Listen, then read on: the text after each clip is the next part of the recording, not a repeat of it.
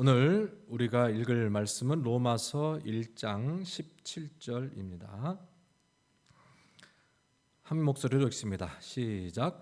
복음에는 하나님의 의가 나타나서 믿음으로 믿음에 이르게 하나니 기록된 바 오직 의는 믿음으로 말미암아 살리라 함과 같으니라. 아멘. 오늘은 종교개혁주일로 지킵니다. 1517년 10월 31일 독일의 비텐베르그 성당에 95개조 방방문을 내어 걸므로 루터가 종교개혁을 단행한 지가 정확하게 506년이 흘렀습니다. 루터, 칼빈, 찌빙글리, 존 낙스 수많은 믿음의 선각자들이 중세 교회의 종교적인 타락과 도덕적인 부패에 맞서서 철옹성 같은 이 카톨릭 교권에 맞서서 개혁의 기치를 높이 들었습니다.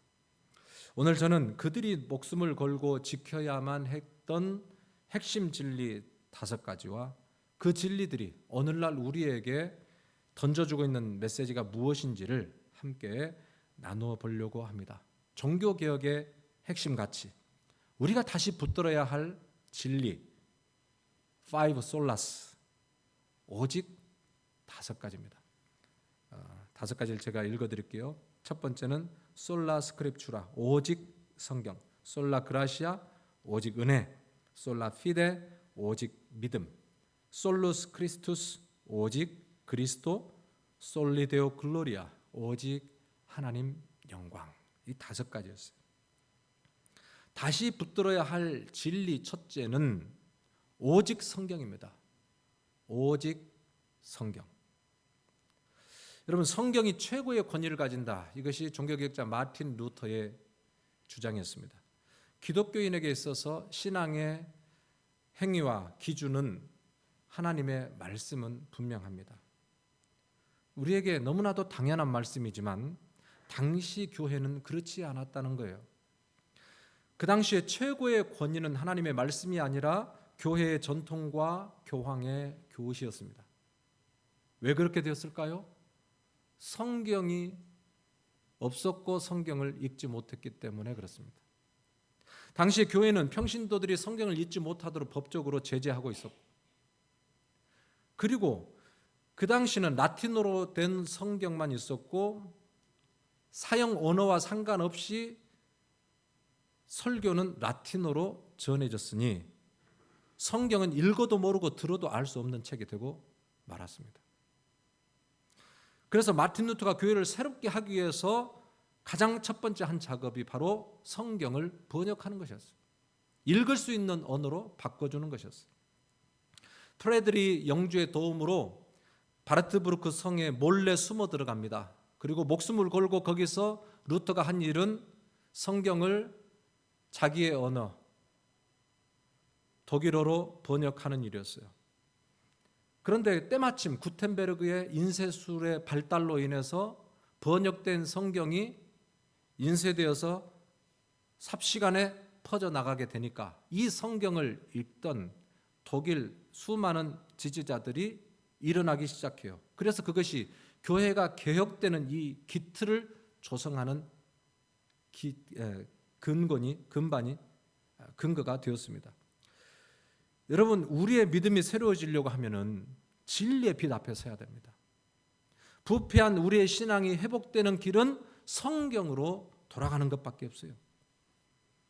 그런데 정말 안타까운 것은 지금 이 시대는 우리 각자의 언어로 수많은 성경들이 인쇄되어서 자유롭게 읽을 수 있는 시대임에도 불구하고 마치 중세를 살아가고 있는 성도들처럼 성경은 별로 관심이 없고 겨우 주일 한 번 설교를 듣는 것으로 우리의 신앙의 명맥을 유지하며 살아가는 성도들이 참 많습니다.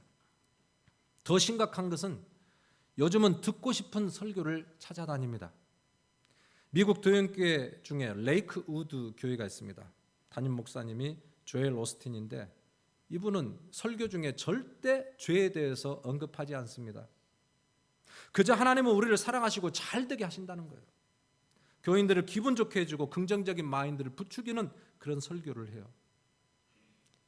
심리적인 어떤 그런 복음을 전하는 거죠.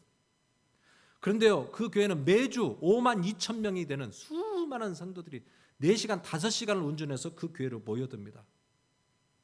요즘 성도들은 피 묻은 그리스도의 복음, 무슨 진리, 좁은 길 이런 거 듣기 싫어합니다. 여러분은 듣고 싶은 말씀을 찾고 있습니까? 아니면 들어야 할 말씀을 찾고 있습니까? 루터가 목숨을 걸고 종교 개혁을 단행할 때 그에게 볼 수 있는 2가지의 자세가 있었어요. 첫째는 성경의 진리를 깨닫는 일에 심혈을 기울였다는 것.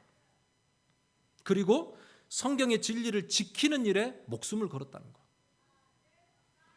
여러분, 우리도 진리를 깨닫고 진리를 지키는 데에 대한 목마름이 있기를 주님의 이름으로 축복합니다. 축복합니다.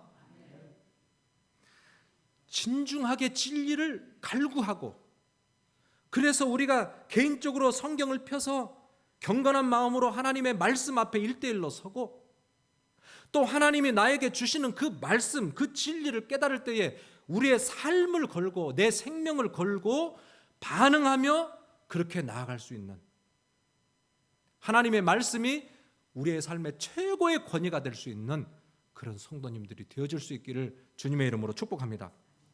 다시 붙들어야 될 2번째 원리가 있습니다. 오직 은혜.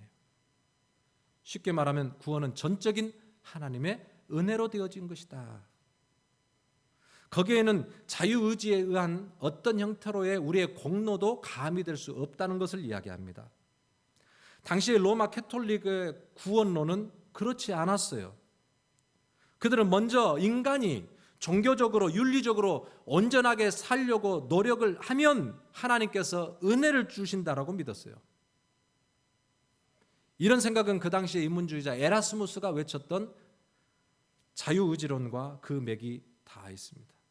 하나님께서 우리에게 자유의지를 주셨는데 그 자유의지를 가지고 우리가 선택을 하고 우리가 노력을 해야 그 위에 하나님의 은혜가 더해져서 구원에 이를 수 있다는 거예요. 여러분, 이게 맞는 이야기예요? 맞는 것처럼 들리지만 완전히 틀린 이야기예요. 이에 반해서 마틴 루터가 주장했던 것은 노예의지론입니다. 노예의지론. 구원을 얻는 데 있어서 우리 인간의 자유의지는 노예에 불과하다는 거예요. 100% 전적인 하나님의 은혜로만 이루어진다는 거예요. 이 루터의 주장은 자기의 주장이 아니라 성경의 주장입니다. 에베소서 2장에 보면은 바울이 인간의 철저히 타락한 실존에 대해서 너무 명확하게 이야기를 했어요. 에베소서 2장 1절, 허물과 죄로 죽었던 자라 그랬어요. 2장 3절에는 본질상 진노의 자녀, 본질상 뿌리부터 innate, 태어날 때부터 이 말이에요. 에베소서 5장 10절에는 하나님과 원수된 자였다는 거예요. 이 의미가 뭐예요? 한마디로 우리 인간의 실존은 우리 힘으로는 구원받을 만한 자격과 조건이 전혀 없는 상태라는 거예요. 그래서 이 말씀을 통해서 칼빈이 이야기했던 것은 total depravity, 이 전적인 타락, 인간이 부분적으로 타락한 게 아니라 창세기 3장에 아담과 하와의 범죄로 인해서 인간의 타락은 전적인 타락이에요. 전적인 타락. 그 이후로 인간은 조금이라도 0.001%라도 선을 행하거나 하나님을 선택해서 갈 수 없는 전적인 타락한 존재라는 거예요. 그래서 인간이 구원에 이르기 위해서 중요한 것은 뭐냐? 우리 자신이 얼마나 타락한 존재인가, 가능성이 없는 존재인가에 대해서 자각하고 인정을 하는 거예요. 마가복음 2장 17절에서 예수께서 들으시고 저희에게 이르시되 건강한 자에게는 의원이 쓸데없고 병든 자에게야 쓸데있느니라. 내가 의인을 부르러 온 것이 아니요 죄인을 부르러 왔노라 하시니라. 여기서 예수님이 의인이 아니라 죄인을 부르러 왔다는 이 말씀은 이 시대에 의인도 있고 죄인도 있다는 뜻이 아니라 예수님이 찾으시는 그 죄인이란 내 자신이 얼마나 철저하게 죄로 점철된 소망이 없는 존재인가에 대해서 깊이 깨닫는 자를 이야기하는 거예요. 아, 나는 죄인이구나. 아, 나는 절망이구나. 이 사망의 몸에서 누가 나를 건져내랴. 자기 실존을 들여다보고 형편없는 우스꽝스러운 하나님의 그 거룩에 다가가게 전혀 가능성이 하나도 없는 자기 자신을 깨닫는 순간, 그 순간 처절히 부르짖는 그 영혼에게 주어지는 것이 바로 하나님의 은혜라는 거예요. 그래서 그때 붙드는 십자가가 능력이 있고 은혜가 있게 되는 것입니다. 여러분, 우리의 구원의 시작은 하나님의 은혜로 되었고, 지금도 하나님의 은혜가 우리를 이끌어가고 있고, 마지막도 하나님의 은혜로 우리가 거룩하신 하나님 앞에 서게 될 것이에요. 내가 받은 구원이 전적인 하나님의 은혜로 된 것임을 기억하면서 날마다 이 은혜를 누리며 또 선포하며 살아갈 수 있는 저와 여러분들 될 수 있기를 주님의 이름으로 축복합니다. 다시 붙들어야 될 진리 세 번째가 있습니다. 오직 믿음. 당시 캐톨릭 교회는 구원은 믿음으로만이 아니라 믿음과 더불어 선행으로 받는다라고 가르쳤어요. 한마디로 쌓아놓은 선행이 있어야 구원을 받는다. 그런데 어떤 사람은 구원받기에 선행이 좀 부족하고, 또 어떤 사람은 구원받기에 넘치는 선행이 있다는 거예요. 특별히 사도 바울이나 마리아 같은 이 성인들의 이 선행이 많이 남는다는 거예요. 그래서 하나님께서는 이 훌륭한 성인들이 쌓아놓은 그 선행을 천국 창고에 쌓아놓았다가 교황을 통해서 사람들에게 나눠주면 그 사람이 온전한 구원에 이룰 수 있다고 이렇게 가르쳤어요. 그래서 돈을 많이 들여서 헌금을 하고, 그 헌금을 많이 하는 자들에게 이 성자들의 남은 선행을 나눠주는 명목으로 면죄부를 팔게 된 거예요. 선행을 미끼로 돈을 주고 구원을 사고 파는 행위가 중세시대의 교회에서 버젓이 일어났던 형태였어요. 도대체 무엇이 구원이냐 라는 것에 고민이 있던 이 마틴 루터에게 하나님의 말씀이 그의 눈을 열어주게 되었어요. 그게 바로 오늘 우리가 읽었던 로마서 1장 17절의 말씀이에요. 복음에는 하나님의 의가 나타나서 믿음으로 믿음에 이르게 하나니 기록된 바 오직 의인은 믿음으로 말미암아 살리라 함과 같으니라. 이 구절을 읽다가 이 루터가 하나님의 의라는 단어에서 딱 멈췄어요. 하나님의 의. 그 의가 무엇이냐? 그 의라는 단어를 원문 헬라어로 찾아볼 때에 그가 지금까지 생각하지 못했던 영안의 눈이 활짝 열리고 천지개벽하는 그런 경험을 하게 됩니다. 그 단어가 디카오시네라는 거예요. 디카오시네. 이 헬라어 단어의 디카오시네라는 이 의라는 것은 의롭게 만들다, 주체적으로 의롭게 만들어가다라는 뜻이 아니라 의롭다고 간주하다, 의롭다고 인정하다, 의롭다고 선언되다라는 단어예요. 그러니까 내가 공로를 통해서 선행을 쌓아서 나의 의로 얻어가는 구원이 아니라 하나님께서 외부에서 나에게 주입되는, 외부에서 나에게 들어오는 그런 하나님의 의로 구원이 이루어진다라고 하는 거예요. 루터는 당시 수도타였습니다. 수없는 기도, 금식, 고행을 했었어요. 책 읽어보면 그는 밤낮 자지 아니하고 뼛속까지 파고드는 추위에서도 그는 고행을 했고, 심지어 성 베드로 성당을 무릎으로 피가 날 정도로 고행을 하며 올라갑니다. 그러나 아무리 고행을 해도 그 마음에 평안이 없었어요. 그런데 이 하나님의 의를 발견하고 나서 그가 이렇게 고백을 해요. 그것을 발견했을 때 나는 성령으로 거듭났다. 낙원의 문이 활짝 열렸고 나는 그 문으로 걸어 들어갔다. 여러분, 자기의 힘으로 겨우겨우 노력을 해서 구원을 성취해 가려고 했던 그의 생각에 내가 이루어가는 선행이 아니라 하나님의 의로 나에게 주입되는, 나에게 의롭다고 여겨지는 그런 의라는 것을 그가 깨닫게 되었을 때에 그런 놀라운 은혜를 누리게 되었습니다. 여러분, 기독교는 doing이 아니라 done입니다. 구원을 이루어가는 게 아니라 구원이 성취되어 버렸어요. 예수 그리스도께서 십자가에서 죽으심으로 뭐라 그랬어요? 다 이루었도다 그랬어요. 테텔스타이, 다 이루었도다. 이 말은 남김이 없다는 거예요. 우리의 죄의 문제를 조금도 남겨서 네가 해결해라 하지 아니하시고 십자가에서 예수 그리스도께서 완전히 다 대속하심으로 구원을 얻기에 충분한 모든 조건을 예수께서 십자가에서 다 이루셨어요. 그래서 우리는 오직 그 믿음으로 예수 그리스도를 받아들임으로 우리에게는 완전한 구원을 누리게 하시고 이 구원의 기쁨을 누리며 평안을 누리게 하신 줄로 믿습니다. 다시 붙들어야 될 진리 네 번째가 있습니다. 오직 그리스도예요. 왜 종교개혁자들이 목숨을 걸고 오직 예수 그리스도를 외칠 수밖에 없었는가? 그것은 당시 마리아에 대한 잘못된 개념 때문에 그렇습니다. 그때나 지금이나 캐톨릭은 마리아를 성모, 하나님의 어머니로 숭배를 합니다. 374년에 교황 교령에 의해서 성모 마리아는 평생 동정녀다. 성경에 맞지 않는 그 이야기죠. 이것을 선포함으로 시작을 합니다. 그리고 마리아는 하나님의 어머니다. 또 마리아는 원죄 없이 태어났다. 또 마리아는 부활 승천했다. 이것을 계속해서 교리로 만들어내고 급기야 1943년에 교황 교리서에는 우리의 구원은 마리아의 손에 달려 있습니다. 마리아를 공경하지 않는 자들은 구원을 받지 못할 것입니다. 라고까지 했습니다. 그래서 당시에 쯔빙글리가 이 마리아를 성모라고 하고 중보자라고 하는 이 캐톨릭의 황당한 주장에 대해서 이렇게 반박을 해요. 그리스도는 하나님과 우리 사이의 유일한 중보자이시다. 누구든지 다른 잘못된 길을 추구하거나 제시하는 사람은 영혼의 살인자이며 탈취자이다. 이 쯔빙글레의 주장은 그의 신념이 아니라 성경에서 줄곧 말하고 있는 핵심 진리 중에 하나이죠. 디모데전서 2장 5절에 함께 읽어볼까요? 시작.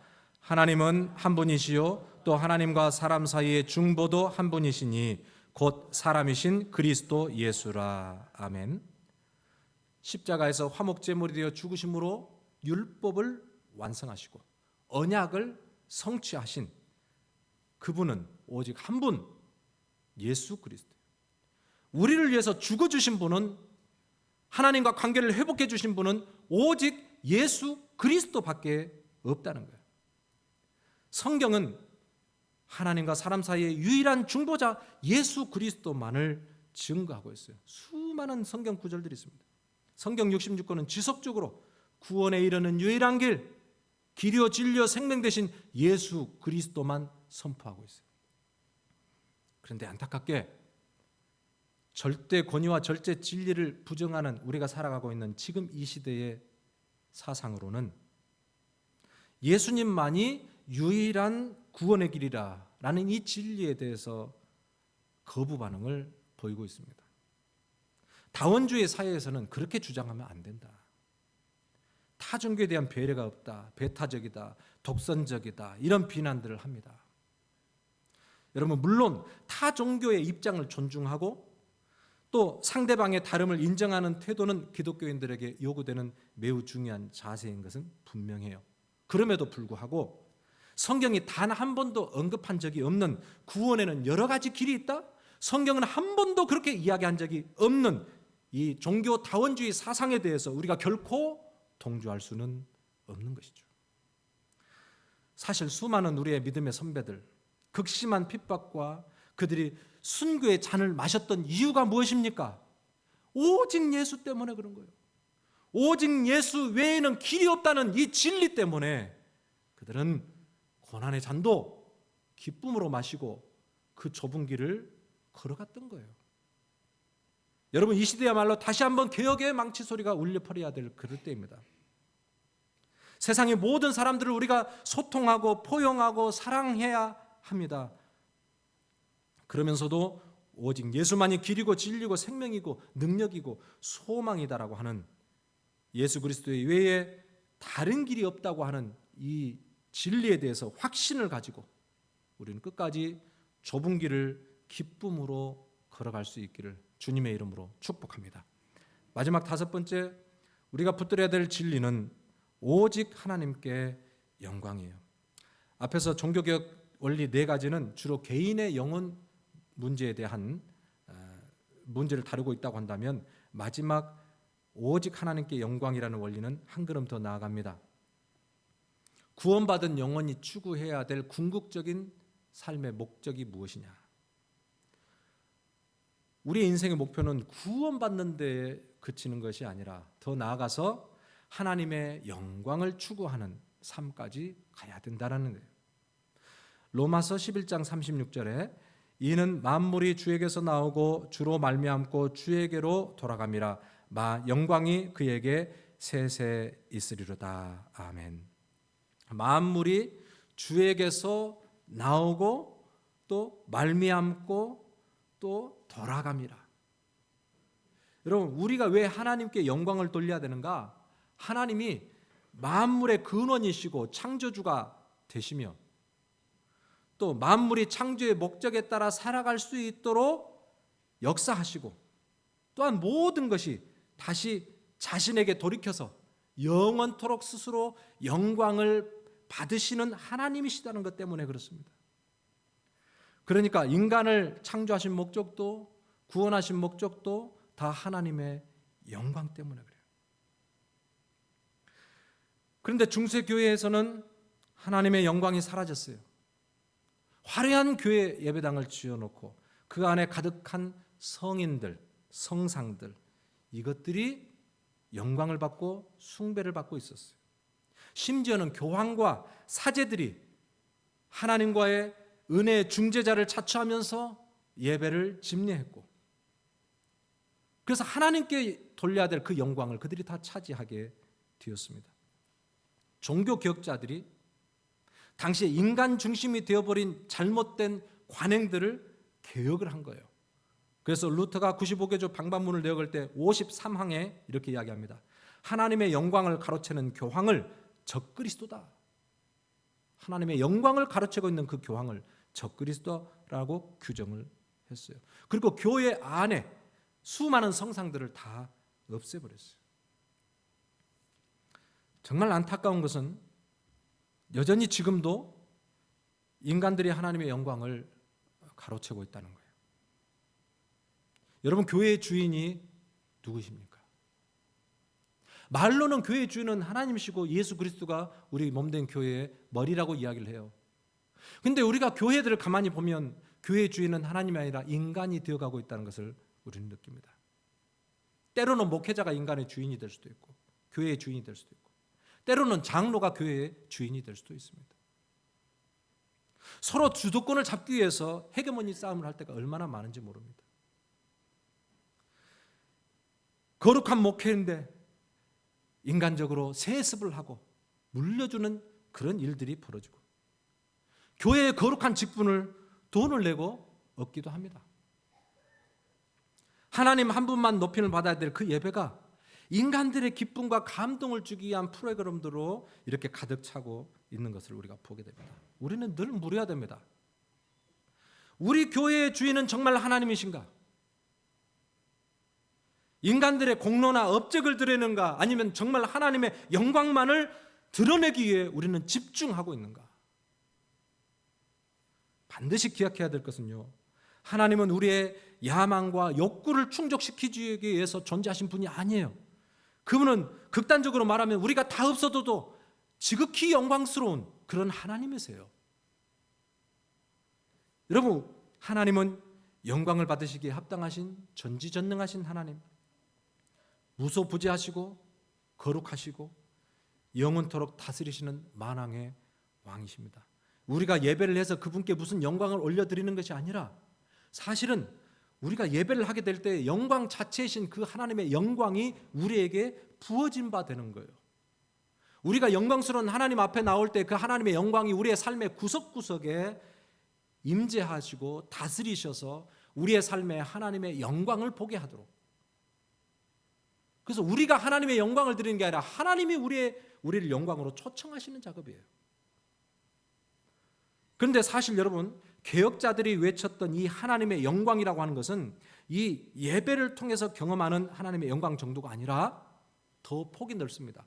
우리의 생애 전체를 통해서 우리의 삶의 전 영역에 하나님의 주권과 하나님의 다스림이 실현되므로, 그래서 하나님의 영광이 땅끝까지 회복이 되는 것, 이게 바로 하나님의 영광을 위해서 개혁해야 될 성도들의 신앙이다라는 거예요.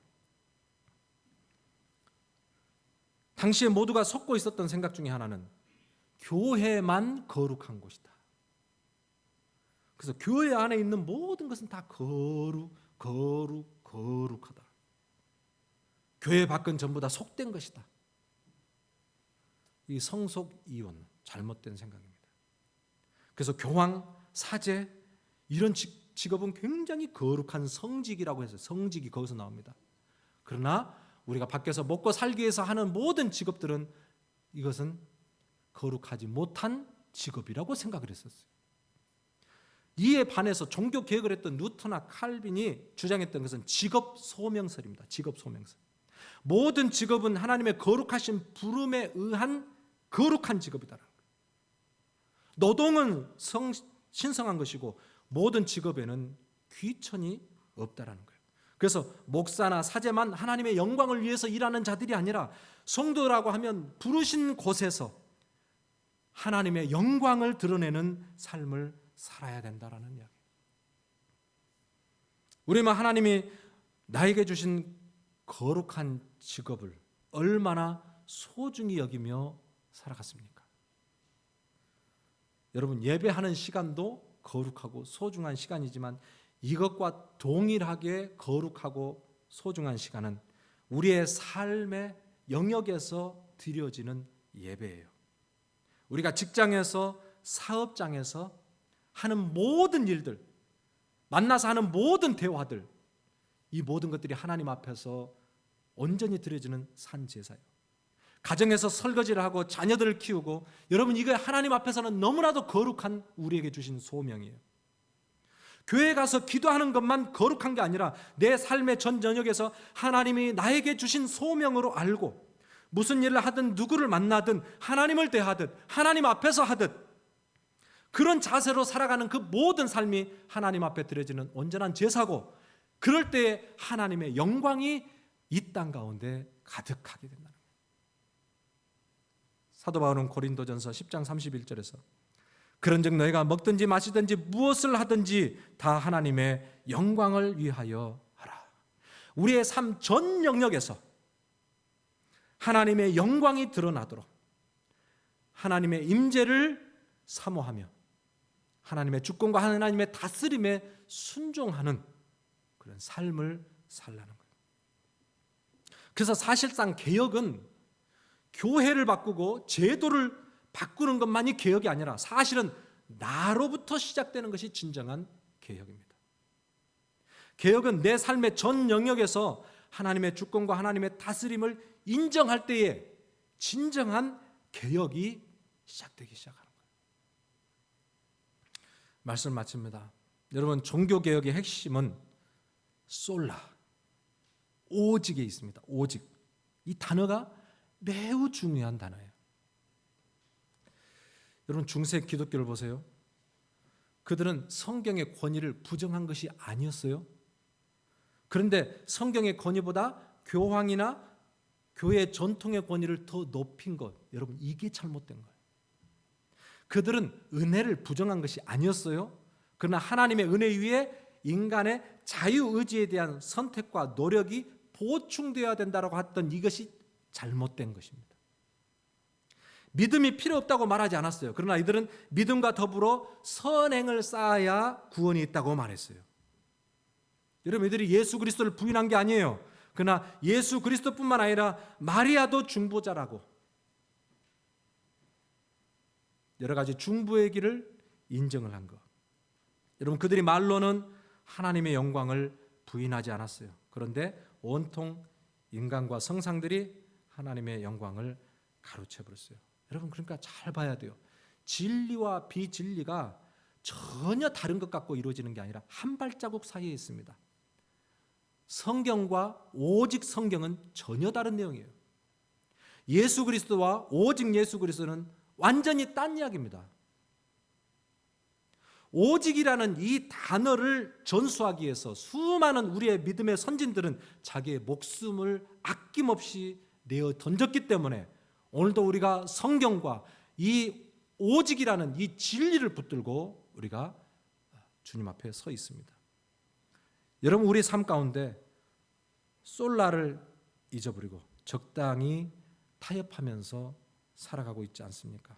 506년 전에 비텐베르그 성당에 울려 퍼졌던 그 개혁의 망치 소리, 어쩌면 지금 우리 교회에도 그 망치 소리가 울려 퍼져야 되고, 저와 여러분들의 10년 가운데도 오늘 이 개혁의 망치 소리가 울려 퍼짐으로 우리 안에 진정한 개혁, 진정한 하나님의 영광이 회복되는 저와 여러분들이 다 되어지기를 주님의 이름으로 축복합니다. 아멘.